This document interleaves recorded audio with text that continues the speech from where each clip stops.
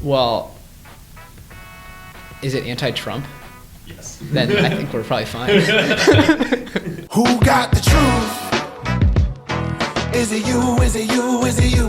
Who got the truth now? Is it you? Is it you? Is it you? Sit me down, say it straight. Another story on the way. Who got the truth? Welcome back to episode 13 of Acquired, the show where we talk about technology acquisitions that actually went well. I'm Ben Gilbert. I'm David Rosenthal. And we are your hosts. We have a very special guest today visiting us from GeekWire, Todd Bishop. Hey, it's great to be here. So great to have you. I'm a fan. I'm a listener. I think yours might be the only podcast that I've listened to every episode of. Whoa! Which speaks to the fact you're still relatively new. But I listen on my walks on the weekend, and really love what you guys do on the show. Thank you, Todd. Yeah, we're glad to have you. Yeah, it's a privilege. And for this episode, it's going to be particularly interesting. We're talking about the publishing industry. So we wanted to have Todd on because we thought it would be particularly fascinating to listeners to get a little inside info from someone who's kind of experiencing the results of the acquisition firsthand. So before we get into what the episode's on today, a couple of administrative things. First one, please leave us a rating and a review on iTunes. It is tremendously helpful for the future of the show as we invest in better tech and we get more and more guests on, and we're able to do more things with the show. Appreciate you doing that and doing any sort of sharing on social media that you feel is appropriate. Secondarily, we started a Slack community, and we've seen some really great uptake in that. So yeah, it's been really fun to chat with all you guys, and please would love more people to join. But for people who are already in, keep the questions and discussion coming. It's been great. Yeah, and we've got some email asking, well, how do I join? It's on the Acquired website. If you're on desktop, it's a little widget on the right side. You just enter your email, and then it emails you how to do it. And if you are on mobile, it is down below the posts.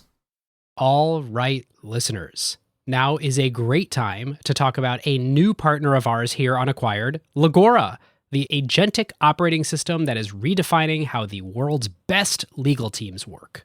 Yep, it's sort of obvious that AI is going to completely change the legal industry. I bet most of you listening have dropped a contract into some sort of AI chatbot out there. Legora took that insight and asked the question, what if you really built something with that power from the ground up for the legal industry? So the founders did exactly what great founders do, operate with obsessive customer focus.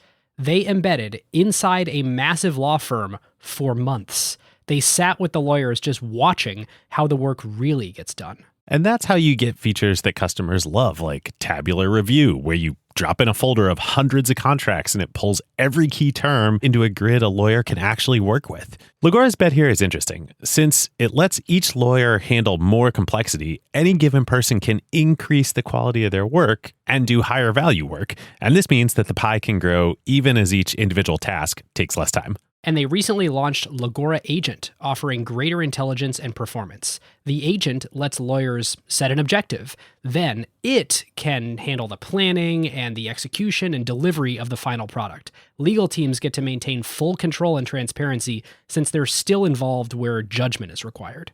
And Legora works where you already work. You can use it within Microsoft Word while redlining or drafting. The early Legora numbers essentially speak for themselves. When they have a head-to-head pilot with their top competitor, they win 70% of the time. Legora now has over 100,000 lawyers on the platform from 1,200 legal teams in 50 countries. And crazily, they went from 1 million to 100 million in ARR in about 18 months. Truly insane numbers. And that is the real test. Plenty of things demo well, but the question is whether a busy associate actually reaches for it during crunch time, or whether a partner trusts it before going into a conversation with a major client. If your legal team wants to check it out, whether you're a law firm or you're in-house at a company, you can learn more at legora.com/acquired and just tell them that Ben and David sent you.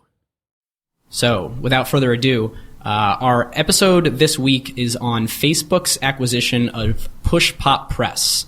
Try that. Try it. Blah. Say that 5 times fast. David, do you want to dive in with the history and facts? As always. So, very interesting one here. the company, as Ben mentioned, is Push Pop Press, which not many people have heard of, but it was founded in February 2010 by two guys, Mike Matas and Kimon, I'm probably going to butcher his last name, Tsinteris, I believe. And they were both alums of Apple. And they had been one a designer and one an engineer at Apple for about 4 or 5 years. And they had worked on the iPhone in the years leading up to the launch. Yeah, and as a total Apple nerd, these guys are legendary. I mean, you look at their portfolios, they've designed everything from the charging battery icon on the front of the iPhone for the first 6 software releases to maps to on the map. Ben, you're stealing my thunder here. Sorry. I literally have in my notes. So yeah, these guys, they weren't just any Apple engineers and designers. Between the two of them, they designed the first versions of the camera app, the Photos app, the Maps app, the Settings app, the battery display, the Photos app for the iPad, and Time Machine and Photo Booth for the Mac. Well, I should stop doing anything from memory ever. Yes. Quite impressive guys. And interestingly, while they were working on Push Pop Press, which was only for about 2 years, Mike was also working on the side. I don't know which was the side gig and which was the permanent gig, but he was one of the first people working on Nest. And nobody knew what Nest was at this point, but they were the secretive startup from former Apple folks, and Mike was also part of that team. He was, and Mike's had his hands in really great software for a long time. He's for the Seattleite listeners out there, he's actually a native Seattleite and worked on some really incredible Mac software that is pixel perfect, called Delicious Library from Delicious Monster. That's right. With Will Shipley, and that as yet again an Apple nerd and like admirer of great software is really kind of setting the bar for creating great UX. And one of the greatest startup names ever, right? Yes. Delicious Monster, yes. Indeed. So we have these two superstar engineers and designers from Apple. They start Push Pop Press. What is Push Pop Press, one might ask? So at the TED conference in spring of 2011, they unveil at the conference what they've been working on. And it was an attempt to reimagine the book. What does the book look like on a mobile computer, both tablets and smartphones? And the first book that they launched was in conjunction with Al Gore, who interestingly was an Apple board member and also at the time, I believe, still affiliated with the venture capital firm Kleiner Perkins, which was an investor in Nest. And they worked with him to launch his book called Our Choice, which was about the environment. And it was an incredibly beautiful app. It was released as an app within the Apple App Store. It was only on iOS. And the technology behind it that Push Pop Press created enabled highly immersive interactions with, again, really a reimagining of what a book was, with interactive content, with audio, with video, all seamlessly integrated into this experience. Yeah, and one of the things to note about that was, it's still not an easy thing to imagine a really immersive, beautiful, kind of perfect animation curve application like this. That alone is hard. The engineering, especially on those real early iOS devices, is particularly difficult. And these were kind of the two guys in the world that could build that, envision that incredible experience, and then we're talking early iPads and like iPhone 4S time frame. Yeah. And actually, interestingly, now we can't verify this, confirm or deny, but it has been reported in the press that this actually might have gotten them into a little bit of trouble, because apparently, again, according to some articles out there, we don't know if this is true or not, but apparently Steve Jobs noticed when these guys left and noticed what they were working on, and he believed that a lot of the technology that they used to build Push Pop Press was actually alarmingly similar to some of the patented technology that they had developed while they were at Apple, working on iBooks. So he, again, supposedly got a little upset about this. Good thing there's no non-compete provisions in California, right? Yes, exactly. Well, this was actually an IP issue. Right. This was a patent issue, supposedly. This was after they launched at TED in 2011, and then interestingly at WWDC that year in June, not everybody at Apple was too upset because Our Choice and Push Pop Press actually won an Apple Design Award for the iPad as being one of the best designed apps according to Apple on the iPad that year. But nonetheless, very shortly thereafter, in the beginning of August of 2011, Facebook announces that they have acquired Push Pop Press for an undisclosed amount. And again, supposedly, according to these articles, the fact that Jobs was kind of on the warpath about this and upset about some of the potential IP violations regarding books and apps might have contributed to the outcome here and not continuing to go along as a standalone company. No way for us to know. Interesting hypothesis. I never took it there before. A note on this acquisition, I think it's safe to assume that it's a pretty small sum. Not a big team, very early stage. But what it did represent, I remember thinking this at the time, I had bought the book. It was incredible to play with, had great reverence for sort of the technology behind it. And I was thinking, man, Facebook just keeps buying up and sort of, we don't know if this was an acqui-hire, but had done several acquisitions before of teams that were just incredible iOS designers and developers. And I was like, they really have a war chest there.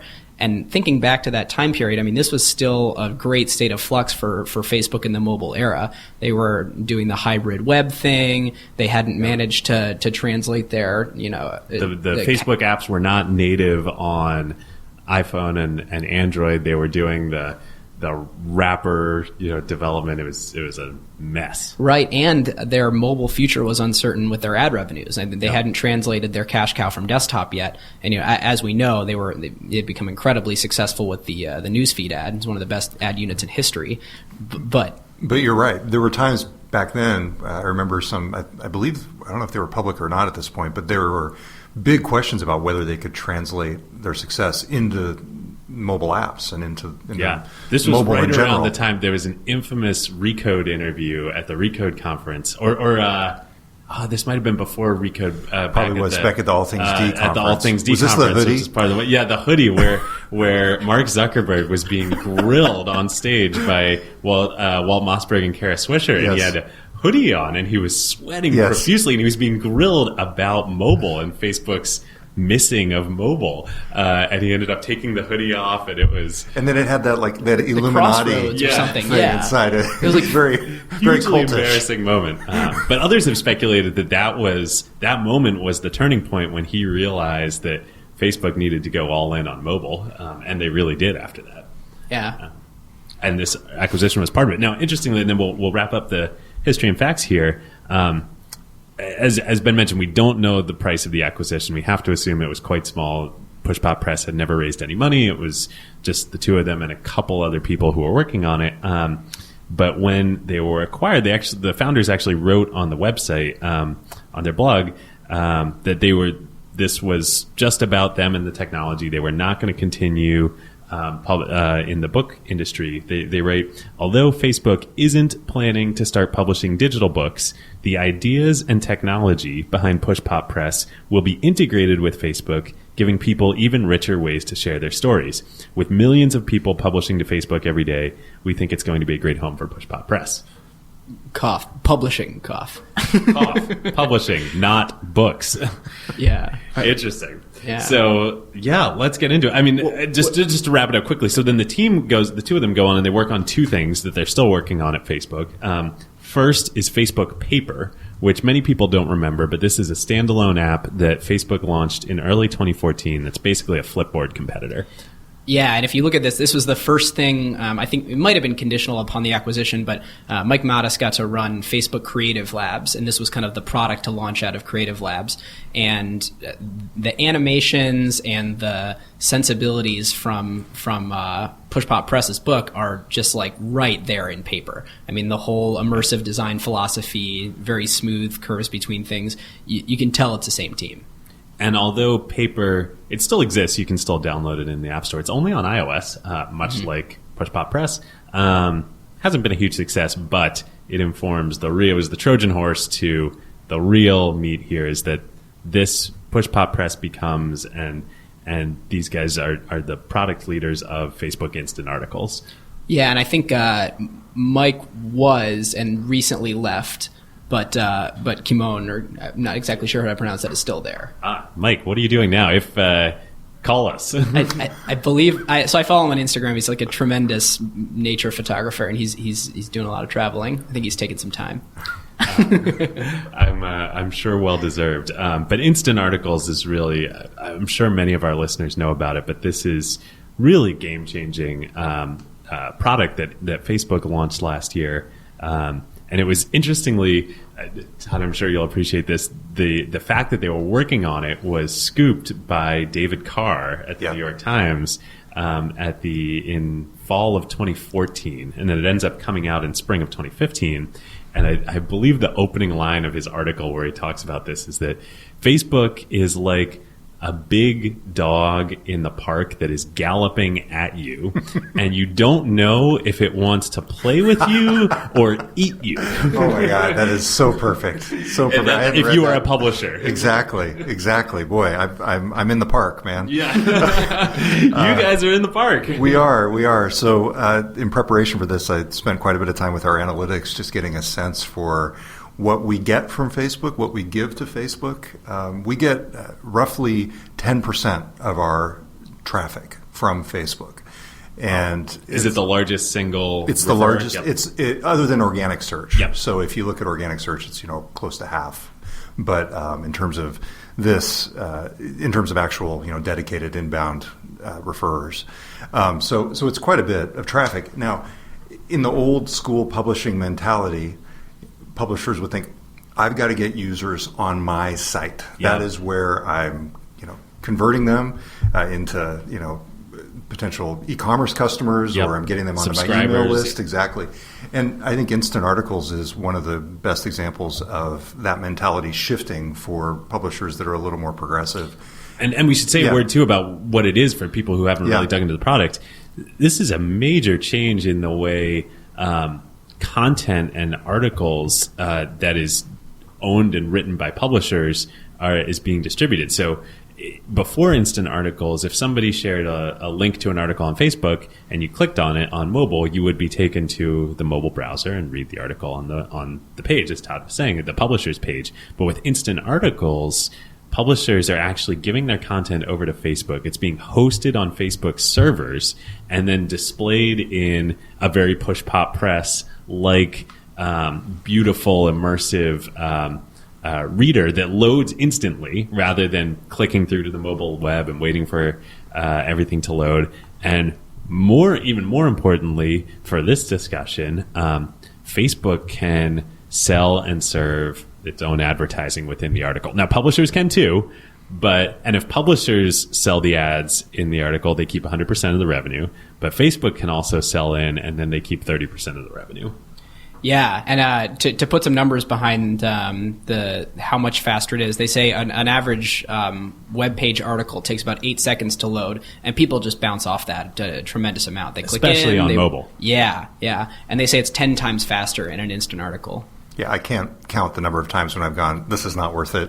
I'm going back and finding something else to read. So I think that whole construct and that assertion of theirs is very valid based on just casual, everyday user experience. But this is a mentality shift for publishers because you've got so many readers on Facebook already, and the old school mentality is, hey, we need to get them on our site. But when you start talking about the monetization, that's when it starts to go, okay, well, to go back to your dog park analogy, maybe I'll let Facebook. I don't know. I don't want to say lick my face. Yeah, exactly. That's much better than what I was going to say. Thank you. So yeah, I mean, that is the thing. We've actually experimented with instant articles a little bit, and I should say this is part of a sort of broader set of these types of approaches. Google has accelerated mobile pages, very similar. We've actually had a lot more success with AMP than we have with instant articles.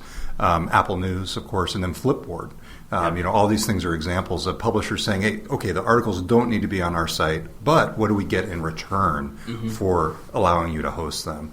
And really for us, it's the monetization.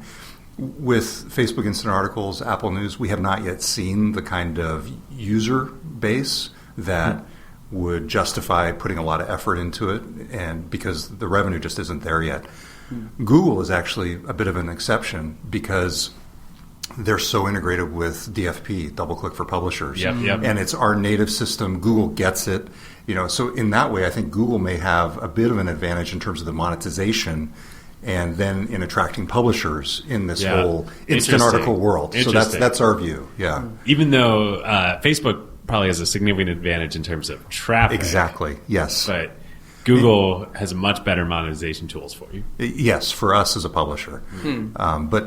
But there's no denying the reality of Facebook's user base. I'm curious, how do you and John think about this? Yeah. Like, we were talking before we started about, old web publishers. Todd worked at the Philadelphia Inquirer. I worked at the Wall Street Journal back in the day. And, the cost structure at the Journal, we spend $1 billion every year on everything, putting out the paper and, creating the website and all this. And it was all about, creating that relationship with the reader. Yep. And now we live in a different world. How do you... Yeah, it's definitely changed. We talk about our publishing process just as an example. We'll publish a story on WordPress, and then every reporter for us, the next step is to go to Facebook. And you're really not done publishing until you've published a link on Facebook.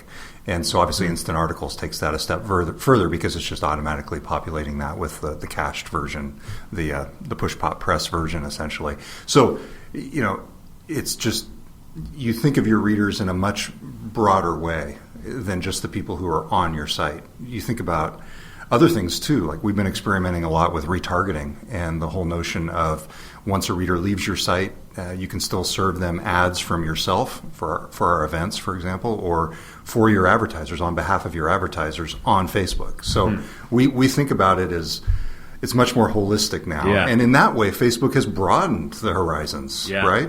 They've taken away the audience, but they've also opened the door for you to get there. Well, it used to be, every publisher, large and small, had their own ad sales force, right? And that was where a huge part of the costs, at the Journal and elsewhere were. But the ability to sell that audience was so limited relative to a Facebook. And so now you live in a world where it probably doesn't really make sense for you, as a publisher, to invest a lot in your own ads if you can just click a button. I'm curious what you think. A few people back at the office are going to be listening very intently to this. So we have a strong... Well, but not to have we had hundreds of ad sales people at the, I'm sure you guys don't have hundreds of ad sales. We have three. And the advantage there, obviously, is that in terms of direct sales, you can provide more value. You can provide custom packages. You can bundle in events. And so your margins are higher than just going through some kind of network buy. So for us, at least at our size, there's still a big value in having direct sales. Not to mention you actually know what experience is being delivered to your reader. You don't have to hope and pray that some network is inserting a thing that you want next to your content. Oh, that's absolutely right. Yeah. So that is the control issue is something there, and that's all about just making sure you're delivering the right value to the reader and to the sponsor. Yeah. All right, listeners. Now is a great time to tell you about a longtime friend of the show, Vanta. AI has scrambled the whole security picture. It used to be that you proved that you were secure once a year, an audit or a static PDF, then everyone would nod and you're done.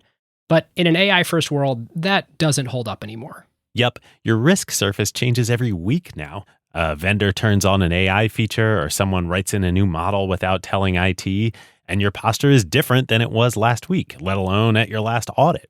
Vanta's own research found that around 70% of companies have this quote-unquote shadow AI running with no security review at all. Right. And that's where Vanta comes in. They're the leading agentic trust platform, meaning they've built the thing that closes the gap.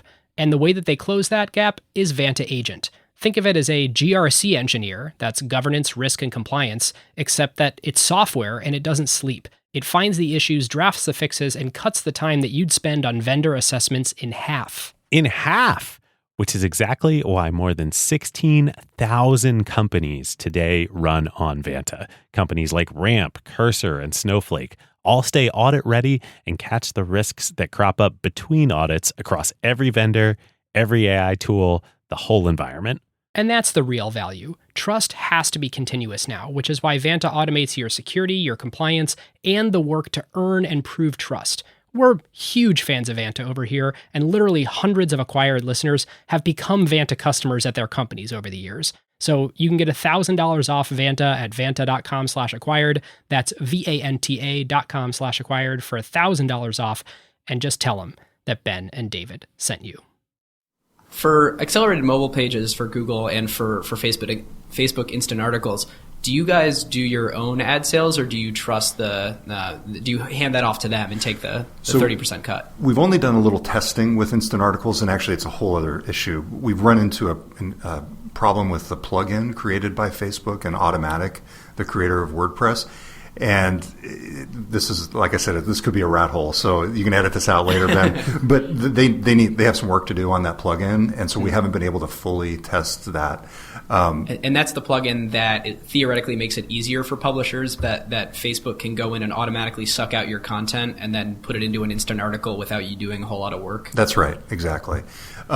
For Google Accelerated Mobile Pages, just because of the extension from DFP, all of our ads can go there. So we can, if we direct sold an ad that appears on the site, it can go into Instant Art, or you can go into AMP, into Accelerated Mobile Pages. Wow, huge advantage to Google on that. Yes, absolutely. I mean, as a consumer and a reader, I'm much more a fan of Facebook and Instant Articles because you get this experience where I'm in a native experience, it's already downloaded all the content for the article, and I just go right into it. And on mobile pages, it's always, whenever you're on a website, you're keenly aware that you're on a website and it's not quite native. Yep. And so whenever, for those of you who haven't or don't know if you've hit an accelerated mobile page yet, it's when you search for something on Google and there's a result that's for a news story that sort of keeps you on the search results page, but there's an article overlaid on top of it. And I'm always a little disappointed, like, yeah, it's a lighter website and it's accelerated, but it's still kind of a web page, and it would be nicer if it was more native. Push pop press like experience. Right. So it's interesting to hear it leg up. I definitely want to keep this conversation going, but let's do it. Let's move into acquisition category. So even before you read their press release, I said that it's primarily a people acquisition, secondarily a technology acquisition, and it sure sounds like we're in agreement there. Yeah. Well, I had primarily technology, secondarily people, but it's all semantics. Yeah, I'd have a hard time disagreeing with that. I mean, my question is, what were they doing between 2011 and 2016? If it was a talent acquisition or a technology acquisition, it took them a while. I guess it was 2015 that they came out with Instant Articles, but I think paper. I think for a while they were kind of playing around with what is the thing that we're going to build, and that was sort of why Creative Labs was its own little entity in Facebook before paper came out. But I think the team for paper actually got pretty large, and it was a sizable effort where. I don't know the exact quote, but I remember Zuckerberg announcing it and saying, like, this is like a new direction for Facebook. Like, this is the new way you experience Facebook. And obviously, and he was right. It just ended up becoming within the Facebook app itself. Yeah. Which I think was interesting. The other thing is that, well, like you were saying earlier, the core Facebook app was such a mess in those early days. I think it's amazing how much functionality has been brought back into that app, and how big that piece of software has become. Yeah. You want to go to what would have happened otherwise? Yeah, well, I think this merits an interesting detour. Let's say they'd stayed independent and continued trying to reinvent the book. Mm-hmm. Good idea? Bad idea? How does that play out? There's no way they don't get picked up. And if it's not Facebook, it's someone else. But I'll suspend that. Like, I think they're so good and it's so inexpensive when they've built is so interesting to so many players that, like, I don't think this scenario exists. But let's go down to what would have happened if they had kind of reinvented the book. Well, all of a sudden they're competing with Amazon. And they're getting sued by Steve Jobs. Maybe. Yeah, I mean, it's interesting. Like, it would have required, for that to really work as a business, it would have required content producers to embrace writers, authors, to embrace a whole new way of, a whole new medium, basically. And what's interesting about that versus what it became with instant articles is, the authors of content, publishers don't do anything different. It just, Facebook sort of, does its magic and makes it look beautiful. And they can. Facebook wants you to. There's all these kind of unique things that you can do with data visualization and parallaxing, images and things like that. But you don't have to. No. Yeah. And I think probably very few. It's splashy when publishers do, but they probably don't do a lot of it. Probably hard to justify the ROI on that. Yeah, too. whereas you would have to create a massive behavior change in terms of producers to really reinvent the book. So likely it would have been hard. One way we could see that proxy for that playing out is with iBooks Author. Apple came out with that software to create textbooks, and it's supposed to be exactly the same thing. Like, things that move, things that slide, interactive ways of learning. And when they announced it on stage, I was thinking, like, this is really going to require some serious things that Apple is not necessarily good at. Like, they're going to need a lot of salespeople, a lot of relationship managers, like really to go and convince the 5 major textbook publishers, Pearson and the likes of them, that like this is their future. Yep. And I just don't think they doubled down on that. Yeah, it didn't work. It seems like the other natural acquirer here would have been Amazon. Am I off base on that? I mean, just given the books angle. Yeah, it sure seems like it. Or Barnes & Noble, maybe, if they were back, because 2011, they were still sort of in the game. Yeah. Yeah. terms of digital That books. is cool to think about. Like, what if Kindle were beautiful? No offense to anyone working on Kindle, but It's gotten a lot better. it has gotten a lot better. I love Kindle. It's probably one of my most used apps and devices. I use both the app and the device. Yeah. But And the Oasis is pretty darn sweet. do you have one? I've used one. Yeah, I've tested one out. I would love to get one, but I just can't Yeah. justify like $300 for it. Yeah, and of course, e-ink is a whole different game than what we're talking about here. But yeah, there's still lots of room for improvement in the whole digital ebook landscape. Yes, for sure. lots of room. I do want to raise the point too. I think they had the luxury of being super, super selective of if they were going to get acquired, who it was going to be by.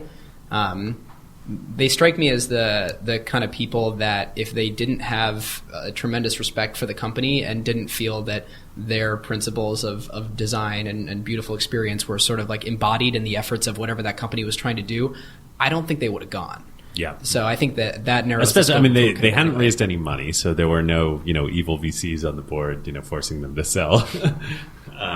But yeah, I think you're probably right. And not to mention that, was it Mike, I think, was, working on the side or full-time at Nest. So, this was not a forced sale by any means. No. All right, listeners. Now is a great time to thank our longtime friend of the show, ServiceNow. If you are running a large enterprise, AI agents are likely spread across every team, and deploying them is no longer the hard part. Yeah. The hard part is knowing what permissions they have, what employees are using them for, or what decisions AI is making. AI security for an enterprise at scale is not a small concern. Like, the risks are real. Exactly. And the challenge with AI is governing it, securing it, measuring it, and making sure that it actually delivers value. That is why ServiceNow built the AI Control Tower. Yep. AI Control Tower gives enterprises a single place to see, manage, govern, and optimize AI across the entire business. And it works with any AI, not just theirs.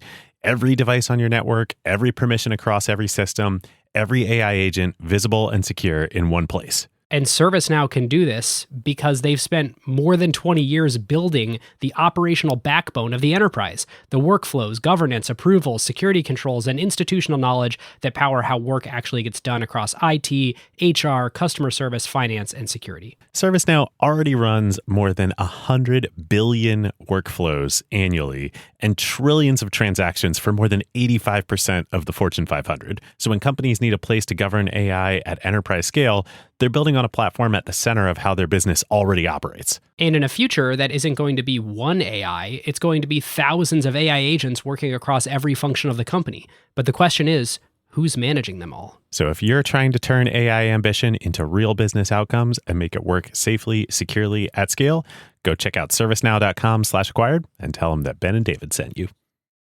All right, let's jump back into to tech themes, because I think we can really unpack some cool stuff with Todd here. Todd, why don't you go first? Yeah, this really does speak to the broadening horizons for publishers and the risks and opportunities that come along with that. I mean, this is, I think a lot of, I've been around since the days when I had one daily deadline for, one story that needed to get to the printing press by 11 at night, so not to date myself here, but I remember those days too from 2009 at the Wall Street Journal. So it was not that long ago. So I think you've gone through a few transitions there for publishers, first obviously to the web and then to mobile. And now in some ways you're seeing a fourth transition to, beyond your own property. What needs to happen? What can you do? Who can you reach? And how can you monetize it? And that really is the big theme for me here. Yeah, so Todd, I've had a crazy idea for a startup for a while, and this is the perfect time to poke holes in it.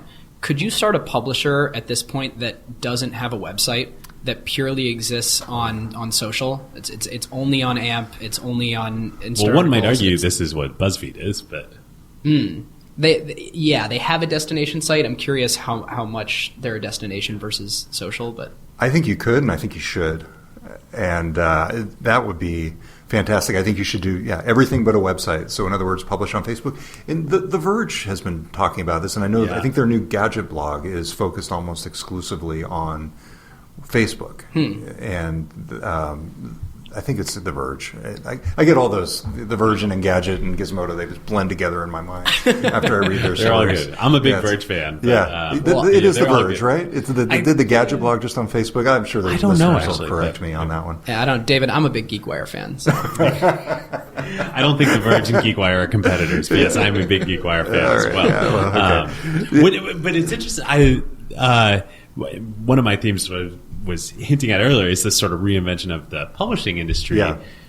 I'm curious how you guys at GeekWire, I mean, you are a news site, of course, probably first and foremost, but there's so much more to what you do. You're a community. And how do you think about life and your business model in this new world? Absolutely. So I can share a few broad details. So about roughly 60% of our revenue has nothing to do with the website. And it's not because it's coming from Facebook or anything else. Yeah. It doesn't have, it's probably not accurate to say it has nothing to do with the website, but we get event revenue. I mean, that is a major driver of our business. And you were saying, your ad sales efforts are focused on a holistic package, right? It's you're getting ad units on the site, but you're also getting sponsorships at events, and you're offering something beyond just a website. Right.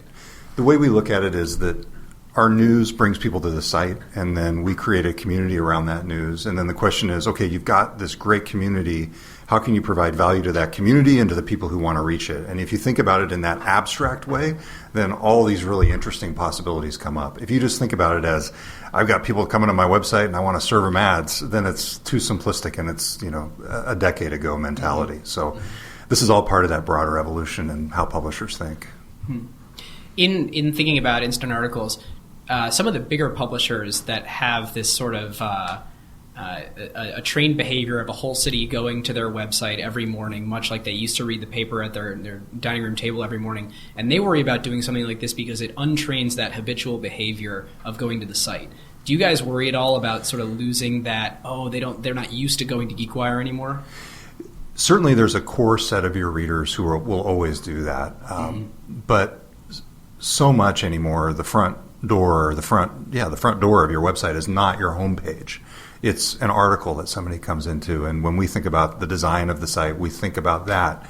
This is really the place that people are coming to. So, and that's driven by social. It's the fact that people are getting a link off of Twitter, off of Facebook, and they're coming into your site through the back door, essentially. It's the phenomenon that I know I subscribe to. I'm sure probably we all do, and many of our listeners of, I don't go to the news anymore. The news comes to me. Right. Yeah. So if you're not playing in all that whole entire ecosystem, then, you're taking a big risk. And there are some people who can do it successfully. And, there's a great biotech site in Seattle run by a guy named Luke Timmerman, and he does $99 a year subscriptions, and has built a successful one-man business out of it. So there's different approaches, but for the most part, if you're going to be a holistic publisher in this world, you've got to play in all this stuff. It's interesting because I was going to bring up one of the tech trends that identifies to me is sort of the corporate unbundling away from core competency, where you can decide to take a dependency on a different business for something that you're deciding is not the thing that is unique and differentiating to you. And so one thing that I'll bring up here is Ben Thompson has a great theory. I was wondering how long we would go in this episode before we reference. Time to stratechery in this episode is 32 minutes. I don't know what mark it'll be, but he has a great theory about, okay, I can be a one-man independent publisher because I have this, very sustainable business model where people pay me directly, and I know that I'm not a destination site, so I need to run extremely lean because I only have, this very specific business model that allows me to do that. And then on the other side of the continuum, you have the New York Times, and they can afford to do all things for all people because they have just all eyes on them. They're the first thing that people check. I mean, there are very few of those who have survived the Facebookization of the front door of the internet. And it's interesting to see how publishers in the middle play with that. And I think, Todd, you raised a great point that you sort of have to embrace that, it's the world around our publication. I just pulled up our analytics to maybe shed some light on this. So about 45% of our inbound traffic is from organic search. About 22% is from social, all forms of social. I'm sorry, 22% is from direct, and then about 18% is from social. So you get a sense for we still have a pretty good direct audience there. Wow. But that's actually crazy to me that organic search is still by far the largest. It is, and I don't know, that may speak to quirks of our audience or our site, but I don't know that that's the case for everybody. And that does not include direct. That does not include direct. Yeah, that's organic search. That's the testament to the omnivar right there. I mean, I think as much as we're good point. We're people but don't Google know the is difference serving between ads on. Wow. Well, just go buy some Google shares right now. Nobody knows the difference. We do not dispense investment advice on this show. We should probably be legally bound to say that more often. But most people don't know the difference between typing in words and typing in a URL. Yeah. Right. And so they're going to the internet, they're typing in the words, and if GeekWire is the first thing that comes up with the information about what they're looking for, they hit it. Right. And it's interesting only that.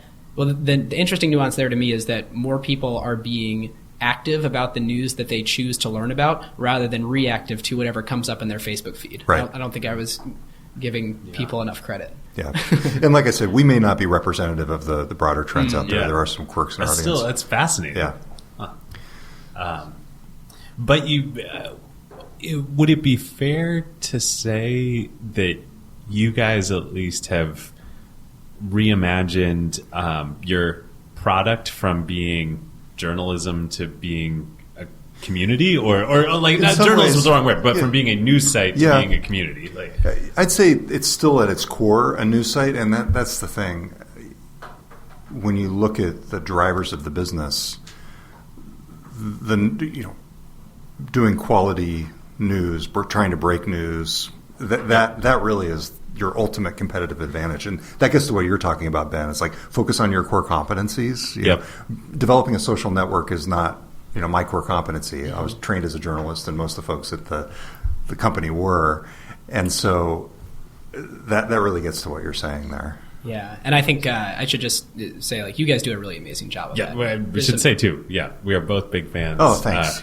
GeekWire is, I'm sure, for all of our listeners in Seattle are already fans, but for people who are not in Seattle, you probably also have heard of GeekWire. But it is a fantastic technology news site, and I think, especially speaking at Madrona as a VC here in the Seattle community, just a linchpin of the whole technology community in the Northwest. Thanks.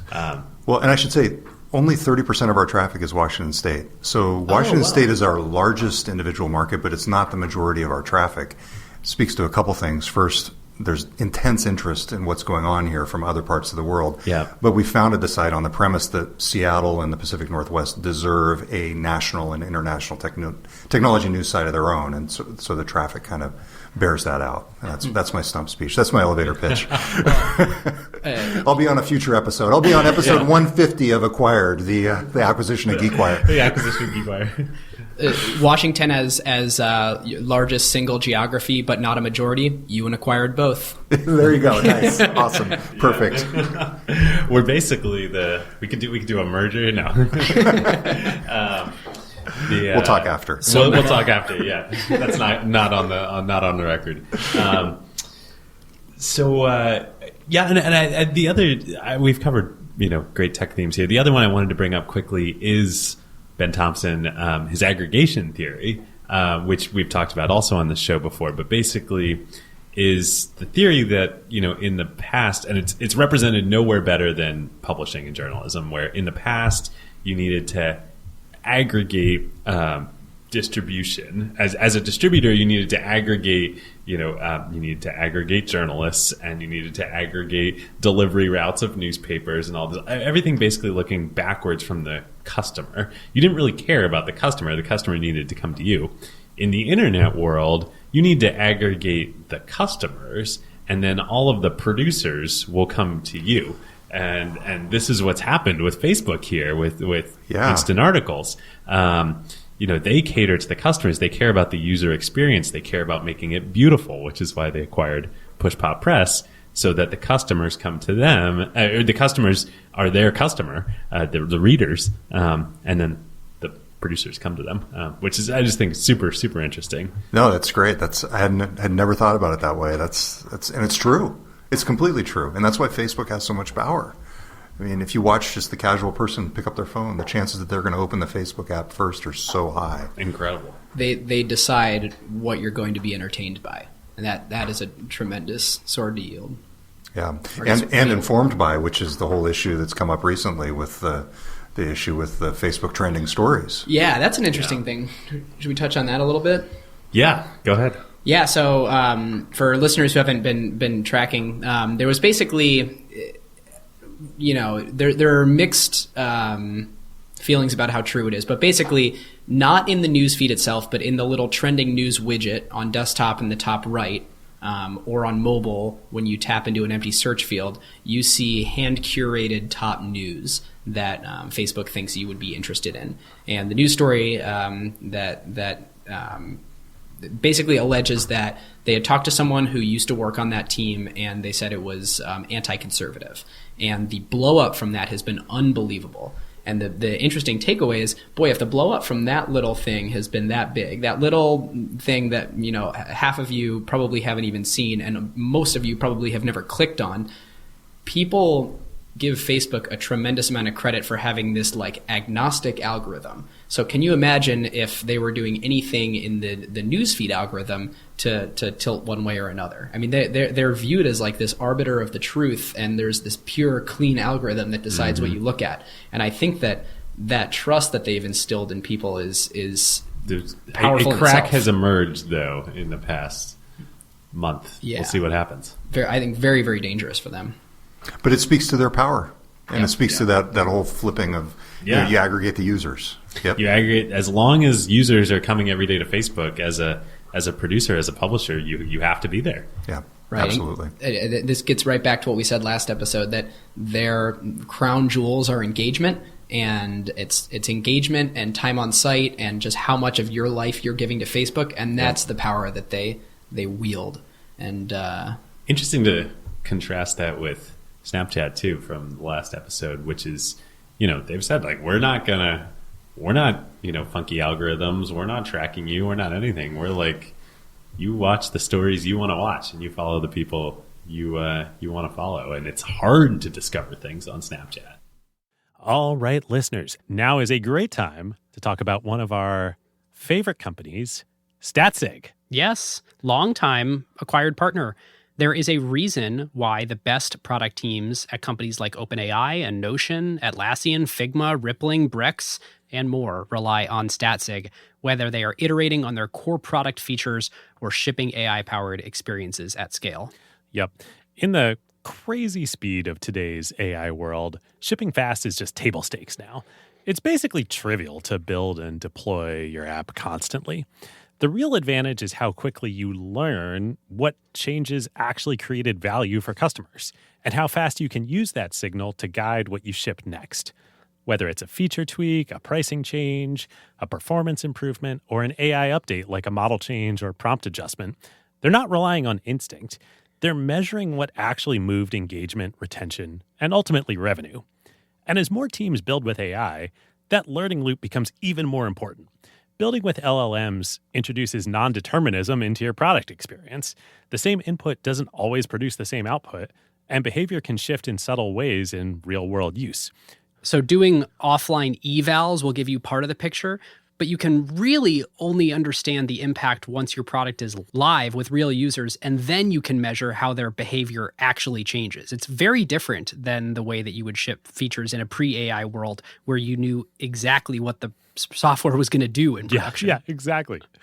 So this is where Statsig comes in. It brings experimentation, feature flags, and product analytics into one unified system so teams can ship safely, test rigorously, and directly link what they changed to how users actually behaved. The result is a tighter feedback loop and learning that compounds over time, so you don't just ship more, you ship better. So if you want to make learning your competitive advantage, whether you're building new AI experiences or just evolving your existing core product, go to statsig.com/acquired to get started. All right. Should we move on to conclusion, grading? Yeah. This is an easy A for me. I mean, I think that like they really couldn't have done any wrong. I don't think that this acquisition necessarily made it so that they were going to go this direction. I think that this is doing something like instant articles is a natural course, and they would have done it maybe just like slightly less beautifully. Mm-hmm. But I think great people to pick up. They were great leaders at Facebook. Just talking to friends that worked with Mike, and I think that only good things. Yeah, I agree. I'm just thinking. I think you're right though. If they hadn't acquired Push Pop Press, they would have done this anyway. It just would have been less beautiful. So in that sense, it was probably really a great acquisition for them. I don't think they spent that much. I mean, we don't know, but they probably didn't. Yeah, I give it an A too. I think what's nagging at me is there is an element of creepiness to Facebook, as we were talking about, this crack that's emerged, one. And two, could there have been something bigger that Push Pop Press could have been? I don't know. This was a great buy for Facebook, no doubt. Do you mean within Facebook?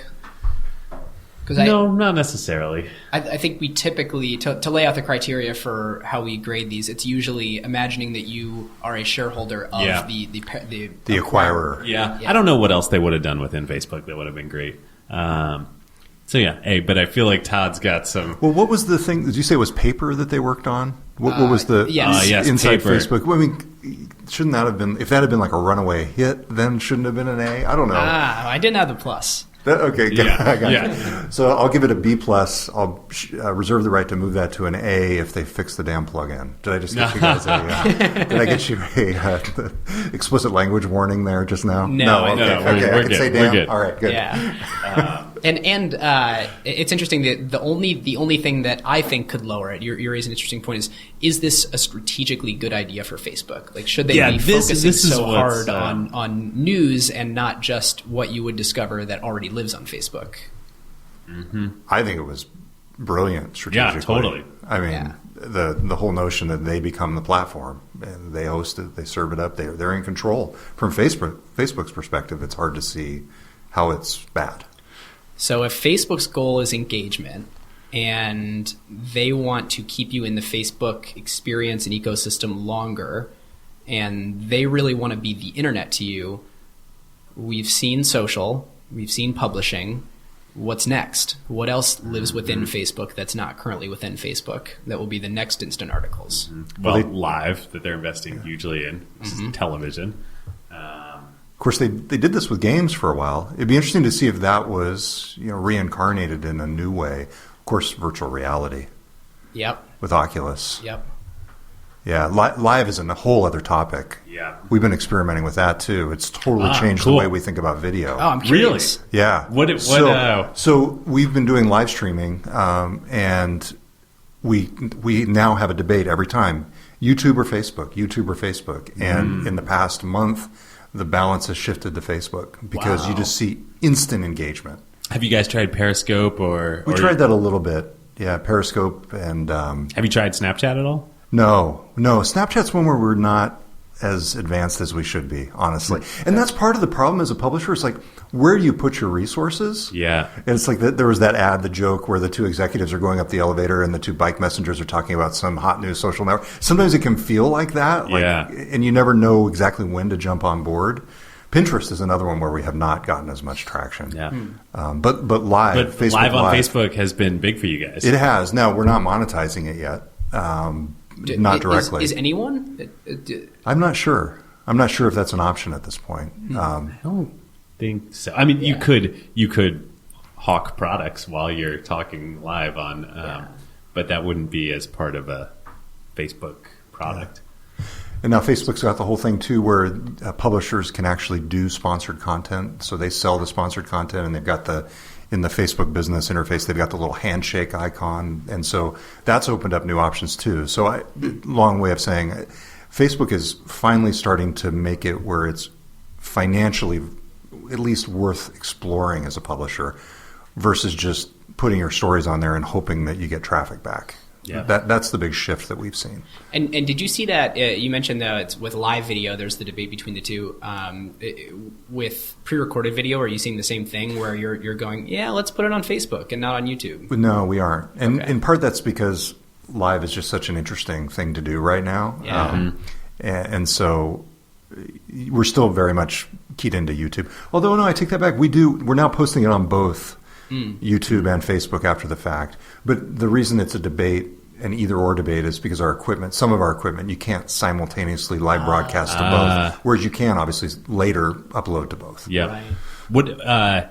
Is there a particular event or live event that you've done that you think is like really example of the future of? Yeah, so we've been doing tours. In fact, we did a tour of the Facebook headquarters here. It was very meta. Very. And I joked to Mike Schrepfer, their CTO. I said, we're going to be trying this out on a little social network you might have heard. And he thought I was actually talking. He didn't get the joke. He thought I was talking about some others, like total paranoia. He thought we were like streaming it on something he'd never heard of. And I said, no, we're doing it on Facebook. We're live streaming on Down to Lunch. Yeah. But even just, the quick stuff, you've got your phone. Obviously, that's fully produced. We've got a handheld mic, and we're walking around with him, streaming to a box that goes to Facebook. But just the whole notion of being a reporter or being anybody out there, being able to pull out your phone and immediately broadcast to a giant audience. Now, of course, this has been around for a while with, Ustream and those kinds of things. But It gets to your point. Facebook has the user base, and so it changes everything. Yep, and it has your user base. That's right. Because it's people, presumably people that are fans of GeekWire on Facebook see this right at the top of their newsfeed when you're live. Right, exactly. So, it's changed the dynamic a lot now that it just seems like there's been a cascade of changes over the past year, basically. Yeah. Yeah. Facebook is investing heavily in all this stuff. They are. All right. Should we get to the Carve Out? Let's do it. All right. Todd, you want to go first as our guest? Yeah, absolutely. So my Carve Out is actually another podcast. So, love it. All right. But it touches on themes that you all touch about. And so I'm going to be very specific here. Gimlet Media's startup podcast No, I'm sure a lot of people listen. Here's the dynamic that happened with this. A lot of people listened to the first season, which told the story of Alex Bloomberg, the former This American Life reporter, journalist, starting his own company, which was fantastic. And then season 2 kind of sucked. Honestly, yeah. Didn't the dating ring shut down? Is that what happened? Yeah, yeah. I personally didn't. I was not into that episode, that whole season. I suffered through it. Season 3, if you got lost in season 2, go back and start again on season 3. And I don't want to ruin it, but they do this great. They do a story where they tell how can I do this without ruining for everybody? They tell the story of a startup and its founding, and then do a reveal. And they tell you I think it's at the end of the second episode what the startup is that they've been talking about, and it's one that everybody knows. And it's one that you've featured on one of your episodes last fall. Wow! You'll as soon as you start hearing, you'll be like, oh yeah, I know what company that is. But a lot of people out there won't know. Like casual listeners not in the tech industry won't know which company they're talking about. So anyway, that's my Carve Out startup. Episode or startup season 3, the first couple episodes. God, I love the teaser. I'm like, I'm unspoiled. This is great. You're a good pitch man. Good. I'll go next because it's somewhat related. Unless you have another podcast. Is yours auditorially related? Mine are the words. Okay. So I have my Carve Out for the week is something to listen to your podcasts on. Super interesting. I read this article on Back Channel, which is part of Medium, which is Medium's tech collection. Which is such a great I guess name. you will. Back Channel. It is a good name. Yes. And the title of the piece is called "What If the Future of Technology is in Your Ear?" And it's about this this Bluetooth earpiece that fits in your ear. It looks like a hearing aid. You really can't. You can buy it in a variety of skin tones, and you can't tell it's there. And it's made in China by some Chinese company, and you can buy it for like $11 on Amazon. I bought it for $11. When the piece was written, it was $13. And it connects to your phone via Bluetooth, and you can stream audio to it. You can stream music. You can stream podcasts. You can stream audiobooks. You can talk to it via Siri. And the article is about like the device is kind of janky, but it's amazing for like $11. And then you can like talk to Siri in your ear, and it's like the movie Her. Like it's that, and it's $11 on Amazon.